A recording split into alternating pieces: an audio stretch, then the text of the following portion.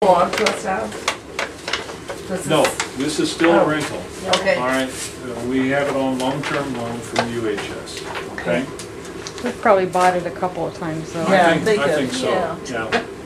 Okay, on the back here, you'll see that it has 3 hoses for connecting. These are meant to connect to e-cylinders, okay? So that you can transport a patient with this device. Unfortunately, this device does not have a battery, so we're still waiting for that. Once we get a battery, then we'll be able, but that's what these 2 extra. When we do buy one, it will definitely have. Yeah, our Will it have e-cylinders have an screws on the e-cylinder side. holder there on it, or Yeah. will they have There's- holders Yes. attached to Not it? all of them do, but the ones that say 25 on the dial, they all have the little adapter, so Yeah. you could screw it into the side. Where the blue cap is? Right. Yeah, there's something There's a on blue there. cap Take and a it red off. cap. The red cap is how they refill it, the blue cap is for us to attach this. And it's the same way that you would attach the whisper flow CPAP device down in the ER. Well, and there's a couple of, I think the XL, the XL ventilators have a mount for a For the tank. e-cylinder. Yeah. You can hook them up to that. Do you have to have 2 tanks, or is that for a spare? It's a one? good idea to have 2 tanks if you're going to transport somebody. You make sure that you never know how long you're going to be. Depends on how far you're going. On the back is a small filter and plug. There is no on-off switch like there is with the Vision, okay? There's also some devices under here that will be able to attach it to the computer system and download the settings from it directly, okay? But that's still to come, okay? On the front, it attaches like the V60. It has a little here and the circuit right there. You've got our heater right there, then you're supposed to use the heater after the patient's been on or going to be on for more than an hour. Heat it, okay? Now, I can't do this sitting down, so I'm going to have to stand up. That might change your perspective there a little bit. And I want you all to come around. I'm going to go through this all, and then everybody one by one is going to do it. And then we'll be done, okay? Okay. Okay. The on-off switch right here. The only other button on this screen is right here. All right. Now, when you first start it up, you want to see how it starts. Standby, menu, modes. Can you see that? Standby, menu, modes, alarm settings, and ST settings, okay? When you turn it on first, before you put it on the patient, put it in standby, okay? If it's connected to a bag like this, it'll think there's a patient there and it won't go in standby. But once it doesn't detect any breath, then it automatically just goes right into standby. It'll automatically turn on if it feels any pressure change, patient breathing, okay?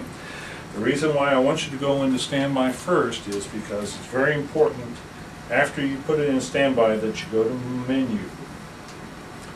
On menu, you're going to see screen lock, brightness, loudness, mask port, and vent info. The most important button is mask port, okay? Here you can change it. You can see here ET tube trach, 1 to 2, 1 to 1, 1 3, and 1 4. You all see those? Okay. So, on our masks that we use, there is a number right there. Exhaust 1. It See that? fits on the mask too. If you Okay. if you have it out of the bag, it's on. It's right there. Yeah. Okay. It's right there. Number 1. Okay? Number 1. Okay? Now, if you have a patient that has one of those yellow-orange adapters, okay, that has a number 2 on it. That's for a. Isn't that for a home?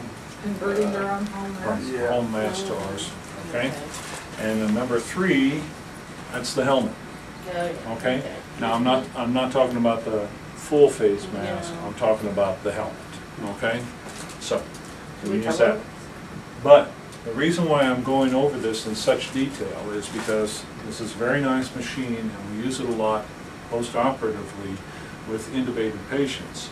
And we'll start them with an ET tube, and then we'll extubate them and put them on a mask. You have to make sure that when you pull this out, that it isn't left in the ET tube trach, and it's actually on a mask.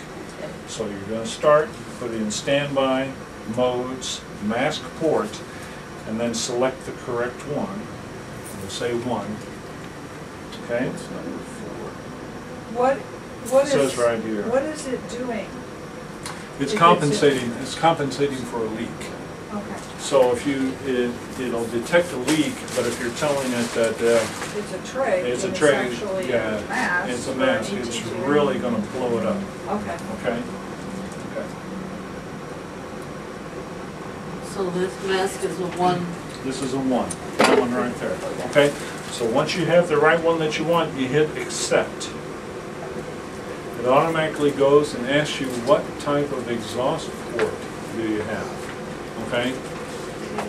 Ours is always DEP, disposable exhaust port. It even has a little picture of it right there. That's this thing right here. Okay? So even if Disposable we're using exhaust their port. mask with the orange converter, Right. it's still a DEP, if you're using this That's on the circuit. circuit. Okay? Right. Okay. Right. Now you have all these others that I don't know where that comes from, but we're just gonna none, so you can't use that. Okay. You do have one here for a whisper swivel, and it shows that as well. Okay, what that looks like. Okay. So DEP, that's what we use with this circuit. Accept. Okay. Now you can go and start putting it on the patient. Okay. Okay. The next one over is modes. Blue is what's actually set right now, okay? You have CPAP, it'll automatically go to the settings, okay? Back to modes. Pressure control ventilation, okay?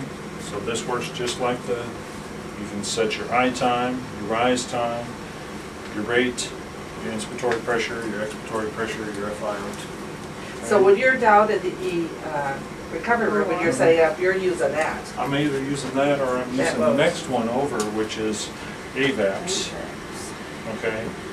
And with that, I Your can set a tidal line. line Oh, okay. and a range of pressures, okay? Yeah. All right. And then, of course, we have ST. Pressure control, CPAP, AVAPs, and ST, okay? And you have your alarm settings.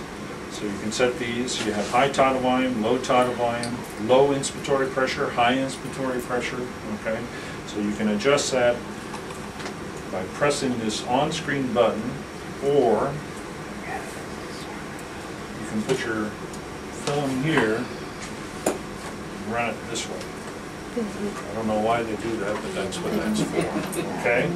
And then you can press this to accept, okay? All right. ST settings, and that's it. So you start with standby, go to menu, so on and so forth. Okay?